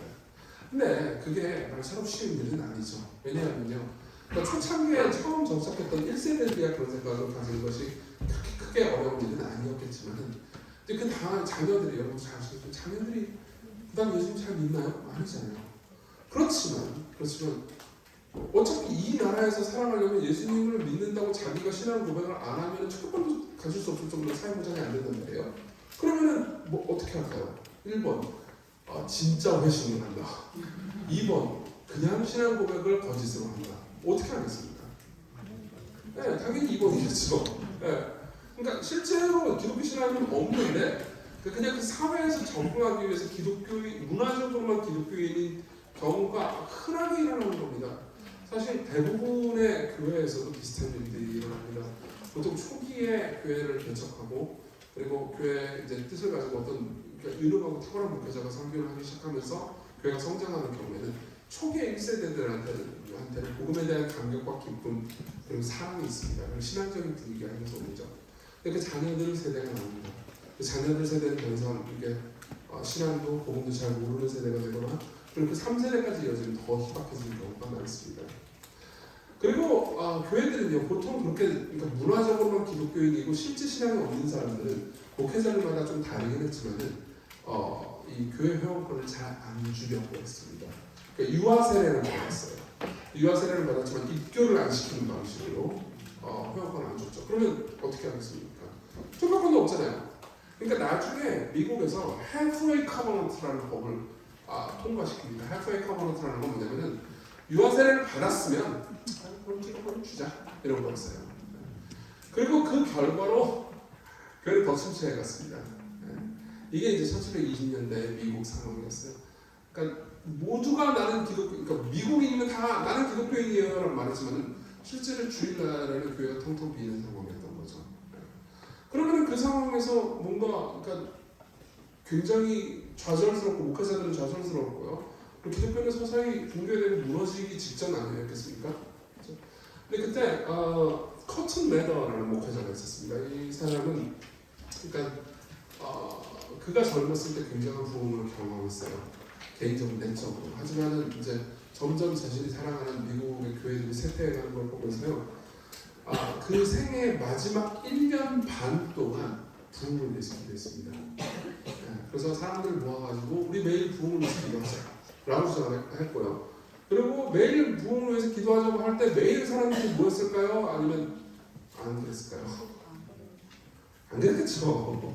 혼자 기도할 때도 많았어요. 그때 기도했던 내용의 기도문의 일부가 지금도 남아있습니다. 제가 읽어드리죠. 3페이지에 있습니다. 오, 당신의 사랑이 나의 심장에 홍수를 이룹니다. 당신의 사랑에 맞불을 질러 나도 사랑하려고 한 것만. 오, 나의 가슴은 밋밋하고 불꽃은 생명이 없으니 나의 타지 않는 불꽃, 이 싸늘한 사랑을 어찌하오이까. 옹졸하고 편협한 마음에다 싸늘한 자세를 보소서. 주여, 불을 불어 주의 사랑이 내 안에 한번 타게 하소서. 이런 기도를 하고 그리고 1년 반 동안 생애 마지막 1년 반 동안 신실하게 기도를 하다가 죽었습니다. 1727년에 죽었고요. 그리고 코튼 메더가 죽고 나서 바로 부흥이 갑니다. 실제로 이 부흥은요, 그러니까 당시의 뉴잉글랜드 지역, 그러니까 지금 미국이죠.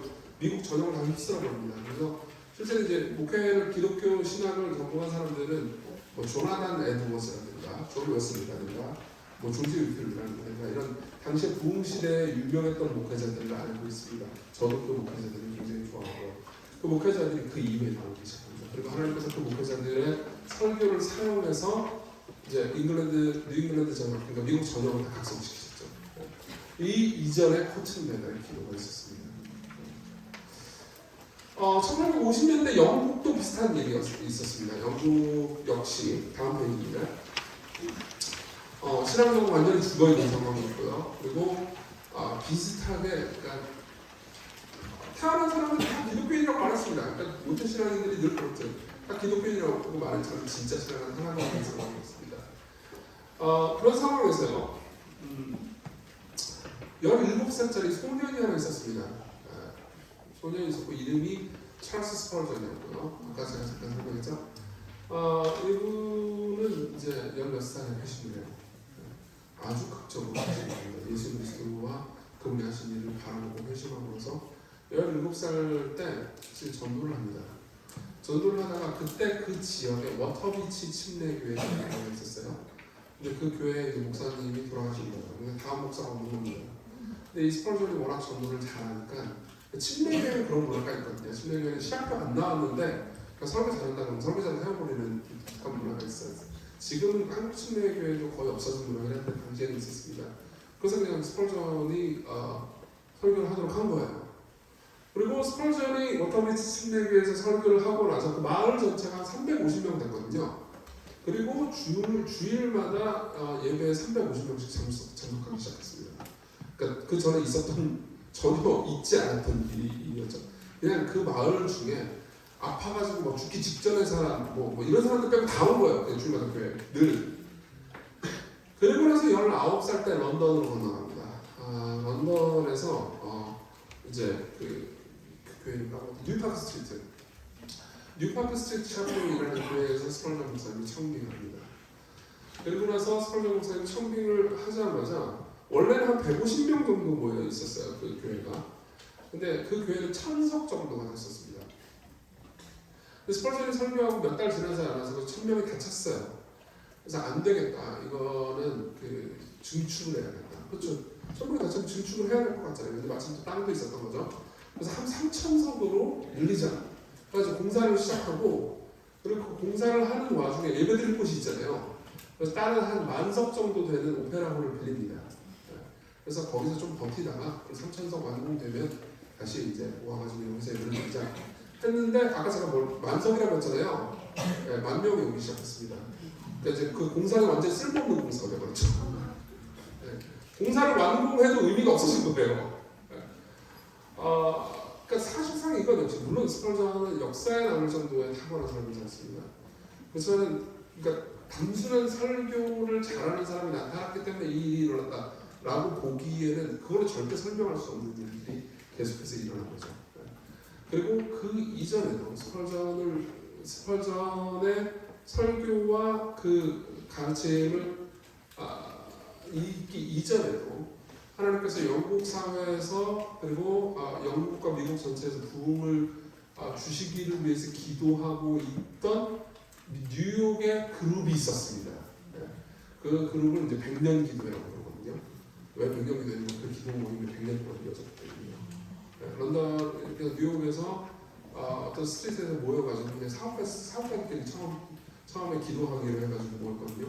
근데 그 기도는 아까도 말씀드렸지만 엄청난 부흥의 기도도 아니었고 그 기도회 때 부흥이 있었던 게 아니었어요. 그냥 우리가 흔히 보는 그냥 표현이 그렇지만 시시껄렁한 기도회였습니다. 그 기도회를 오면 막 은혜를 받고 그런 게 아니었어요. 근데 그 기도회에 오는 사람들은 부흥을 위해서 기도했습니다. 이외에도 모든 부흥의 이야기 마찬가지입니다. 평양대부흥도 비슷합니다. 평양대부흥도요.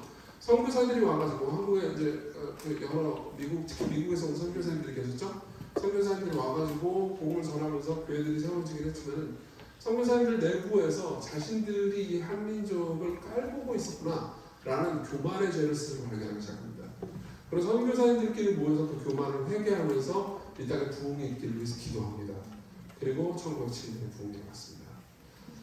예외가 없습니다. 제가 이 몇 가지 예를 들어드리긴 했지만 예외가 없습니다. 전부 다 똑같은 패턴을 가지고 있습니다. 처음에는 위기가 있습니다. 그리고 그 다음에는 기도가 있습니다. 그리고 하나님의 인재가 있습니다. 증거가죠. 그리고 변화가 있습니다. 이 역사를 추적하면은 항상 사람들이 그러니까 제일 좋아하는 이야기는 항상 임재와 진동입니다. 아마 여기 계신 분들 중에서는 제가 아까 특히 시광에서 제가 경험했던 일들 지금 신촌에서 벌어지는 일들이 흥미롭거나 재미있다고 느끼시는 분들이 많을 겁니다. 그렇지만 실제 역사 가운데 그 모든 일들이 일어나기 이전에 있었던 일이 저는 훨씬 더 중요하다고 생각합니다. 소수의 사람들이 특별한 감동과 인지와 느낌 같은 것들이 없는데 그냥 모여서 기도했던 거죠. 이렇게 기도했습니다. 하나님, 지금 우리가 보는 상황은 너무 처참합니다. 사람들은 복음 잘 모릅니다. 그 사람들은 복음의 가르침을 듣긴 하지만 그것이 사람들의 삶에 전혀 적용되는 것 같지 않습니다. 하나님, 우리에게는 은혜가 필요합니다. 하나님, 우리는 우리 스스로 이 모든 것을 할 수가 없습니다. 하나님, 인도해 주십시오. 라고 기도하는 소수의 무리들이 있었습니다. 그리고 늘 그 소수의 무리들을 사용하셔서 하나님께서는 그 소수의 무리들이 기도하게 하시고 그리고 그 기도에 응답해 주시는 방식으로 부흥을 이루시면서 자, 그러면 그 이전에 우리가 이런 측면들을 한번 얘기해 봤으면 좋겠습니다. 그럼 항상 이제 기도가 그렇게 중요하다는 이제 우리가 공감대를 이뤘을 거라고 생각합니다.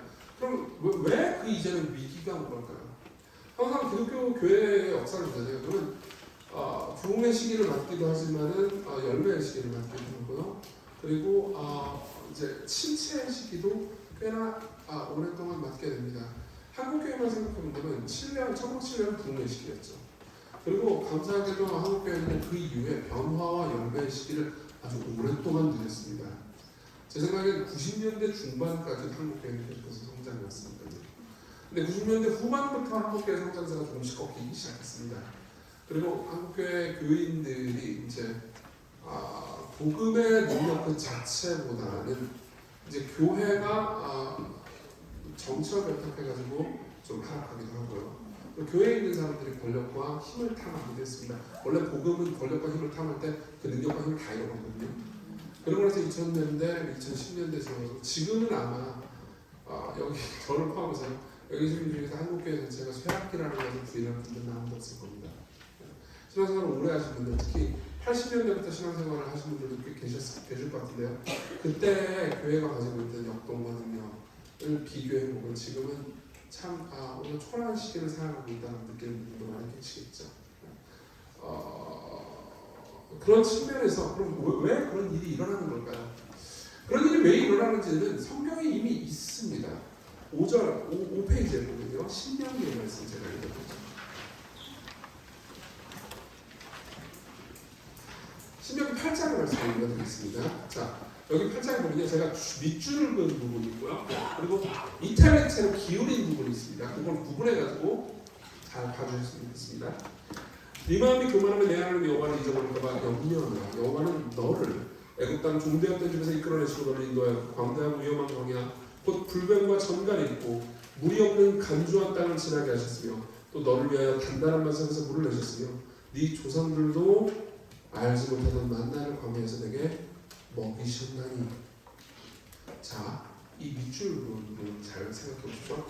밑줄 부분은 우리가 하나님 앞에서 해야 하는 일들입니까? 아니면 하나님께서 우리를 위해서 하신 일들입니까? 그렇죠. 맞아요. 하나님이 우리를 위해서 하신 일들입니다. 그 얘기를 하고 나서 이는 다 너를 낮추시며 너를 시험에서 마침내 내게 복을 주려 하시느니라. 그러나 네가 마음에 이르기를 내 능력과 내 손의 힘으로 내가 이 재물을 얻었다 말할 것이다. 이거는 이 모든 것을 내 힘과 능력으로 얻었다 말하지 말라는 명령이겠죠? 그렇죠? 그리고 네 하나님 여호와를 기억하라. 그가 내게 재물 얻을 능력을 주셨습니다. 이거는 하나님이 하신 일이죠? 그렇죠? 그러니까 지금 신명기, 특히 신명기 신학을 이렇게 평가할 수도 있습니다. 고든 맥콜리라는 사람인데요. 이 사람이 신명기에 대해 굉장한 좋은 주석을 썼습니다. 그리고 이분이 그러니까 신명기에 대해서 이야기하면서 신명기의 주제를 딱 하나로 요약하자면 이것과 같다고 합니다. 복음을 기억하라. 네, 복음을 기억하라. 자, 이게 무슨 말인지 설명해 드리겠습니다.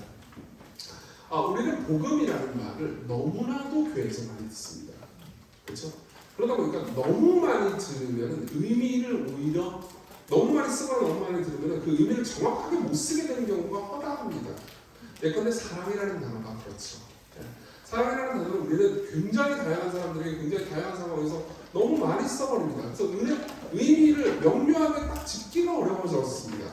친구들끼리도 사랑한다고 말하지만 부부끼리도 사랑한다고 말하고요. 이제 막 교제를 시작한 연인도 사랑한다고 말하겠죠. 다 상황이 다 다르고 그 다른 상황마다 의미가 달라버립니다. 그렇죠? 그리고 여러분들이 뭐 이상한 전화번호가 와가지고 전화를 받았는데 사랑합니다 고객님 그러면 그건 짜증나는 사람이잖아요. 그것과 비슷하게 복음이라는 단어도 실제 사람들이 엄청 많이 쓰는 단어지만 교회에 대해서 명료하게 의미가 정의되지 않고 쓰이는 단어라는 거죠. 복음은 우리가 해야 하는 일 혹은 하지 말아야 하는 일에 대한 명령의 목록이 아닙니다. 복음은 오히려 하나님이 우리를 위해서 하신 일들의 목록입니다. 여러분 사도신경 한번 생각해 보십시오. 사도신경의 내용을 지금 뭐 암송하지 않겠습니다. 머릿속으로 쭉 한번 스캔을 한번 해보십시오. 어떻습니까? 사도신경의 내용 안에 우리가 해야 하는 일이 있나요? 없습니다. 단 한 개도 찾지 못할 겁니다. 전부 다 하나님이 어떤 분이시고 그분이 우리를 위해서 무슨 일을 하셨는지에 관한 이야기밖에 없습니다. 그리고 항상 기독교는 이것을 중심으로 삼았습니다. 기독교와 다른 종교의 가장 큰 차이점은요. 다른 모든 종교에는 윤리가 있지만 기독교에는요. 우리가 해야 되는 윤리만 있는 것이 아니고 신이 우리를 위해서 무슨 일을 하셨는지에 관한 이야기가 있다는 겁니다. 그리고 이게 기독교의 독특성입니다. 예를 한번 들어보겠습니다. 율법을 잘 지켜라. 하나님이 신이 이렇게 명령하는 것들이 있는데 그 명령을 잘 지켜라라는 명령은 다른 종교에도 잔뜩 있습니다. 그렇겠죠? 근데 신 자신이 이 땅에 내려와서 율법을 스스로 완벽하게 다 지켰다고 말하는 종교는 기독교밖에 없습니다. 그렇죠? 고통 가운데서 인내해라. 그럼 좋은 날이 올 것이다 라고 말하는 종교는 많습니다. 종교까지도 안 가도 돼요. 철학에서도 그런 말을 합니다. 신 자신이 고통을 경험했고 그리고 그 고통을 통과해서 부활을 경험했다고 말하는 종교 역시 기독교밖에 없습니다. 여기가 기독교의 유일함과 독특성이죠. 기독교는요, 신이 우리에게 하는 명령 혹은 금령들만 말해주는 것이 아니고 신이 하나님이 우리를 위해서 무슨 일을 하셨는지에 관한 이야기들이 있습니다. 그리고 그 이야기가 우리를 반하시겠죠. 그래서 밑에 보면요, 신명기의 몇 말씀을 더 인용해드리겠습니다. 밑에 신명기 5장 10절 있죠. 너는 기억하라. 네가 애굽 땅에서 종이 되었더니 네 하나님 여호와가 강한 손과 편팔로 너희를 거기서 인도하여 내었다니. 이거는 우리가 해야 되는 일인가요? 하나님이 우리를 위해서 하신 일인가요? 그렇죠. 그리고 그러므로 하나님께서 너희를 위해서 이런 일을 하셨으므로 네 하나님 여호와가 내게 명령하여 안식일을 지키라 합니다. 자, 안식일을 지키라는 건 명령입니다. 그렇죠? 근데 안식일을 지키라는 명령을 위해서 하나님께서 너를 위해서 무슨 일을 하셨다라고 먼저 말해주죠. 복음이 먼저고 그 다음에 복음입니다. 이해하십니까? 이런 식으로 보면요, 성경 전체를 되게 간명하게 구분할 수 있습니다. 이것은 웨스트민스터 소유문답의 구분이기도 합니다. 성경 전체는요, 우리가 해야 하는 일들과 하나님의 명령들이요, 그리고 하나님께서 우리를 위해서 하신 일들, 이 두 개를 볼 수 있죠. 이게 너무 그러니까 러프하고 간단한 부분이긴 합니다. 아마 성경신학자들은 이것보다 훨씬 더 섬세한 부분을 하려고 할 겁니다. 성경신학을 박사학위 나오신 김창훈 목사님 훨씬 더 섬세한 부분을 하실 수 있을 겁니다. 그렇지만 이해를 돕기 위해서 이런 간단한 부분을 할 때 우리는요, 예를 들면 이렇게 생각할 수 있습니다. 나는 학생들에게, 아이들에게 복음을 전하고 있어 라고 생각합니다. 근데 이제 아이들에게 공부를 할 때, 가르칠 때 하나님이 우리를 위해서 하신 일들은 하나도 얘기하지 않고 너 이렇게 살면 안 돼, 저렇게 살면 안 돼, 이렇게 살아야지, 저렇게 살아야지 라고만 얘기를 했다고 합시다. 잔뜩요. 1시간 동안 공부하는데 윤리만 얘기한 겁니다. 뭘 해라, 뭘 하지 말아라만 얘기를 한 겁니다. 그리고 하나님이 우리를 위해서 무슨 일을 하시는지를 얘기를 하나도 안 했다고 합시다. 그럼 우리는요, 말씀을 가지고 뭘 말한 적은 있지만 복음을 전달한 적은 없는 겁니다. 그리고 성경은요, 이렇게 얘기합니다. 사사기 2장 7절입니다. 맨 밑입니다. 백성이 여호수아가 사는 날 동안과 여호수아 뒤에 생존한 장로들, 곧 여호와께서 이스라엘을 위하여 행하신 모든 큰 일을 본 자들이 사는 날 동안에 여호와를 섬겼다. 그러니까 하나님께서 하신 엄청난 일들을 눈으로 본 사람들은 하나님을 잘 섬겼다는 거죠. 그렇죠? 근데 그 사람 보세요. 그 세대 사람들도 다 그 조상들에게 돌아가고 죽었다는 거죠. 그 후에 일어난 다른 세대는, 다음 세대죠. 여호와를 알지 못하며 여호와께서 이스라엘을 위하여 행하신 일도 알지 못하였더라.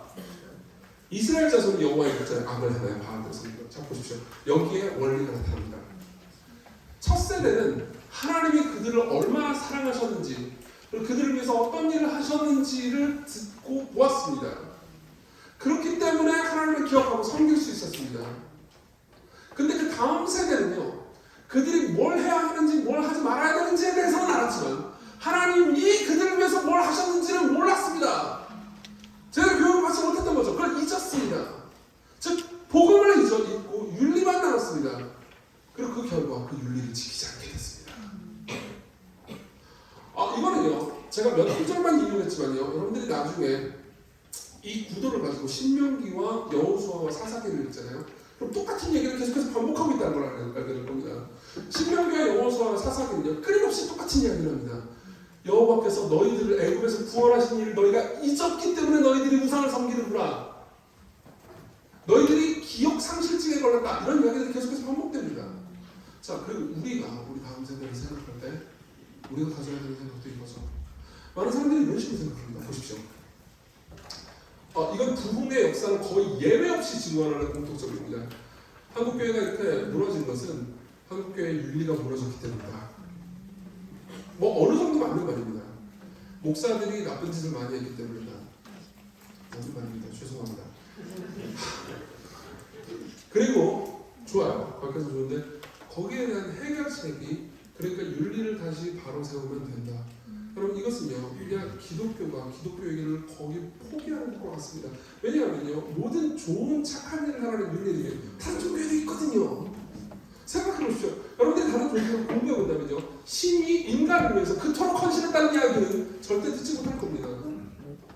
많은 사람들이 오해합니다. 어떻게 오해하냐면 이시칭이 같은 우리가 죄인임에도 불구하고 조건 없는 사랑을 받는다는 메시지가 우리를 오히려 타락시킨다고 생각합니다.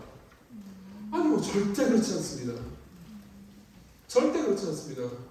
실제로 제가 이것은 시골교회를 섬기는 내내 거의 황당할 정도로 경험했던 일입니다. 실제로, 그러니까 예컨대 윤리적으로 타락한 삶을 사는 사람들이요, 우리 교회도 굉장히 많았습니다. 어렸을 때부터 모태신앙으로 자라서 교회에 자랐지만은 대학 갈 때까지 진짜 신앙을 경험한 적이 없고요. 그러고 나서 서울에 올라와가지고 몇 년 동안 교회를 안 다닙니다. 그 가운데서 성적으로도 타락하고 동거도 하고 수많은 나쁜 짓들도 저르고 하나님을 떠나 있다가 살다가요 시골교회에 와서 예수 그리스도를 만나게 됐습니다. 그리고 나서 제가 복음에 대해서 재발견할 수 있도록 설명해 줄 때 제가 제일 많이 들었던 이야기 중에 하나가 이거였습니다. 진짜요? 진짜 예수 그리스도를 믿는 믿음만으로 하나님께서 나를 예수님만큼 소중히 여긴다고요? 그렇다고 말해줍니다. 마치 그런 이야기를 처음 들었다는 듯이요.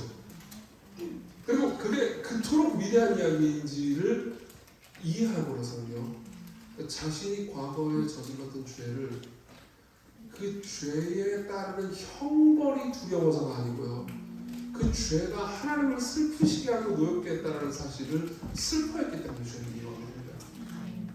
여러분 생각하십시오. 순종이라는 거죠 단순한 굴종과 다릅니다.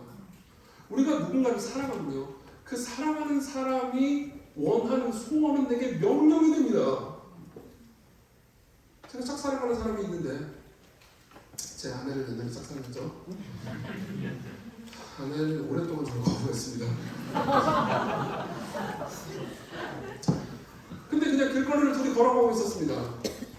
그리고 제 아내가 길거리를 걸어가면서 그냥 이렇게 그런 거 있잖아요. 그 리어카에다가 무슨 액세서리 가지고 파는 가게가 있잖아요. 그럼 그냥 자매들은 그냥 슬쩍 보고 지나가잖아요. 그렇죠. 남자들은 그런 게 있는지 모르거든요. 저는 그런 게 세상에 존재하는지 모르다가 아내랑 같이 돌아다니면 리어카에서 뭘 팔기도 하는구나를 알게 됐어. 근데 리어카에서 뭘 파는 걸 보면서 오 정말 예쁘다라고 말했어요. 저보세요. 내 아내는 그냥 저거 예쁘다고 말했을 뿐입니다. 저한테는 뭘로 들렸겠습니까? 자, 그 다음에 어떻게 했겠습니까? 네, 아내랑 그래 그럼 지나가고 나중에 혼자 와가지고 거기서 그걸 사서 다음날 줬죠. 제 아내는 저한테 사랑 심지어 명령한 적도 없었습니다. 내가 사랑하는 사람의 소원은 내게 명령이 되니까요. 자, 원래 복음이 기능하고 작동하는 방식이 이와 유사합니다. 하나님이 아들 안에서 우리를 위해서 하신 일이 그러니까 단순한 교리가 아니고 실제 사람을 사로잡는 원리가 됩니다. 정말로 어느 날 이런 생각을 하는 겁니다. 내가 설교에 A를 받든 B를 받든 C를 받든 그딴 거 상관없어. 하나님께서 나를 인정하고 계셔. 그분이 나를 높여주셨어. 그분이 나를 부르셨어. 그분이 나를 이 위대하고 장엄한 복음을 하나님의 백성들에게 말하도록 부르셨어. 그러니까 내 가치는 내 설교 능력에 달려있는 게 아니고 나를 부르신 분이 얼마나 영화로운지에 달려있어. 그때 변화가 일어납니다. 그리고 저는요 이게 실제 부흥의 역사 가운데 적용되는지가 궁금했습니다. 왜냐하면 부흥의 역사를 보잖아요. 여러분들이 부흥의 역사에 관심 있는 분들은요 부흥의 역사 가운데 엄청난 회개가 있었다는 걸 늘 알게 됩니다. 그리고 제가 이상했던 건 그거였습니다. 그러니까 저는 평양대 부흥이나 다른 여러 가지 자료집들을 보았습니다. 자료집을 보면 이런 특징들이 있었습니다. 뭐냐면은 자 부흥의 시기에는 항상 회개가 일어났다. 엄청난 회개들이 일어났습니다. 예컨대요 평양대 부흥 때는요 사람들이 와가지고 앞에가 자기 죄를 막 자복하거든요. 자복하니까는 심지어 이런 사람도 있었어요. 자기가 어렸을 때 애를 가졌는데 그 애를 죽이고 싶어, 애를 키우기가 너무 힘들어가지고 죽였다는 것도 앞에 나가지고 뭐 회개하고 그랬어요. 그러니까 뭐 난리도 아니었죠. 그러니까는 그때 방시성을 가진 순경이 있었어요. 네, 이제 그때는 순경을 순포라고 불렀거든요. 근데 방순포라는 사람이 있었습니다. 이 방순포가 와 저기 가면 자기의 파렴치한 죄를 많이 고백한다며, 그래가지고 내가 거기 가가지고 그거 좀 범죄자 좀 잡아야겠다. 그러니까 순경이가 범죄자를 많이 받으면 자기 실전되니까요. 그래가지고 평양대공 때 집회에 참석한 겁니다. 그리고 집회에 참석을 하고 어떻게 됐겠습니까? 범죄자 잡으려고 왔다가 자기가 하나님 앞에 진노와 저주를 받을 범죄자를 하게 돼요. 그 앞에 나가서 내가 죄인을 잡으려고 왔는 진짜 죄인이었습니다. 고백하는 장면이 나옵니다. 제가 이 실화를 쓰니까 나중에 읽어보십시오. 그리고 저는요, 옛날에 그런 이야기들을 들으면서 7페이지 맨 마지막에 그 이야기가 있어요. 지금 말고 나중에 읽어보세요. 항상 이런 걸 보면서 이런 생각을 했습니다. 2분밖에 안 남았어요. 빨리 해야겠어. 이런 생각을 했습니다. 그래, 이런 죄에 대한 회개가 있으려면은 죄에 대해서 지적을 많이 해야 되겠구나, 그런 생각을 했어요. 그래서 이제 마음속으로 생각해보면 사실 이런 부흥에 관한 책들이 대부분 이런 식의 결론이었습니다. 왜냐하면 한국교회가 너무 복음만 강조하고 그러니까 죄에 대해서 사람들에게 용감하게 지적을 하지 않기 때문에 부흥이 일어나지 않는다. 사람들이 죄에 대해서 깨달아야 된다. 그러니까 간단하게 얘기하자면 혼내고 죄를 많이 지으면 하여튼 두드려 패야 이 인간들이 정신을 차린다. 그러니까는 두드려 패자. 이런, 제가 너무 희화화시켜서 말한 거긴 하지만 그런 내용들이 거의 대부분이었습니다. 진짜로 제가 그 부흥에 관한 책들을, 특히 역사가 되는 책들을 볼 때 대부분 비슷한 결론이더라고요. 근데 그 결론을 듣다 보니까 갑자기 저한테 이런 의문이 들었습니다. 근데 진짜 부흥의 시기에 설교를 했던 사람들도 두드려 했을까? 그렇잖아요. 그거 궁금하지 않습니까? 그래서 평양대부흥 시기의 설교를 찾아봤습니다. 근데 찾기가 힘들더라고요. 그때는 기록을 잘 남기지 않으니까요. 근데 하나 찾을 수 있었습니다. 길선주 장로님이 했던 설교였죠. 그리고 길선주 장로님이 했던 설교가 풀스크립트가 남아있던 게 아니고 요약본이 남아있었습니다. 몇 페이지를 보냐면요,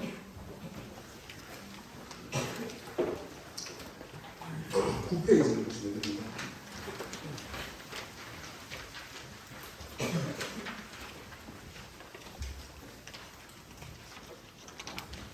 그 페이지에 이상한 귀빈과 괴이한 주인이라고 보시죠? 네. 이게 길선주 장로님의 설교의 요약본입니다. 여기 보면요, 계시록 3장 20절에 예수 그리스도께서 문을 두드리시면서 네가 문을 열면 너와 함께 먹고 나도 너와 함께 먹으리라 라는 말씀을 그 한 절을 가지고 설교를 한 내용이었습니다. 그 내용은 간단합니다. 사람마다 비상한 기회를 만나 비상한 말을 당하면 이를 예사롭게 보낼 수 없으니 이를 기회를 내면 다시 만나기 어려운 때문이다. 그러면서 2대지 설교를 합니다. 첫 번째로는 이상한 귀빈에 관해서 이야기를 합니다. 예수님이 이상한 손님이라는 거예요. 왜 이상한 손님이냐? 왜 그렇게 존귀한 분이 이렇게 비참하고 누추한 데로 오게 됐냐? 이게 너무 이상하다. 자, 여기를 보면요, 하나님이 우리를 위해서 하신 일이 나옵니다. 그리고 두 번째는요, 귀중하신 몸인데도 오셔서 오래 서 계시니, 즉 이스라엘 피가 발에 흐르기까지 오래 서서 계시니 이상하다는 말합니다. 그렇죠? 그분 가장 위대한 분이 왜 우리한테 문을 열라고 말합니까? 전능하신 손으로 간절히 두드리시니 끊임없이 애원하시는 듯 열려라 참게 하면 되잖아요. 근데 왜 그분 두드리고 있죠? 그분은 보통 신이 아닌 게 분명합니다. 그분은 사랑의 하나님입니다. 그리고 우리가 얼마나 괴이한 주인인지에 대해서 얘기해 줍니다.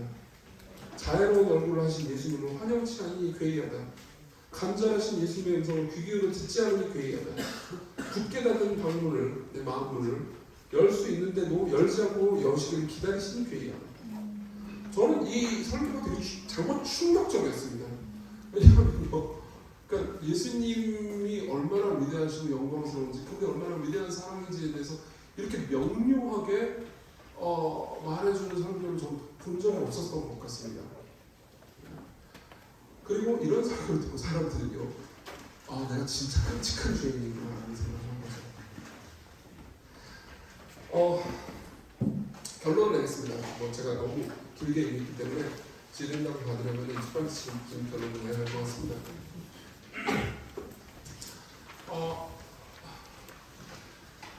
부흥에 있어서 일정한 공식이 있다라고 말할 수는 없을 것 같습니다. 예컨대 우리는 이런 일들 하면 뭐 복음에 대해서 설교를 잘하고 사람들에게 복음을 많이 말하면 무조건 부흥이 일어난다. 기도를 하면 무조건 부흥이 일어난다. 이런 공식을 할 수는 없을 것 같습니다. 하나님은 하나님이시고 그분은 주권적이십니다. 그렇기 때문에 우리가 마음대로 그분을 통제하거나 움직일 수는 없습니다. 부흥에 대한 공식 같은 건 없습니다.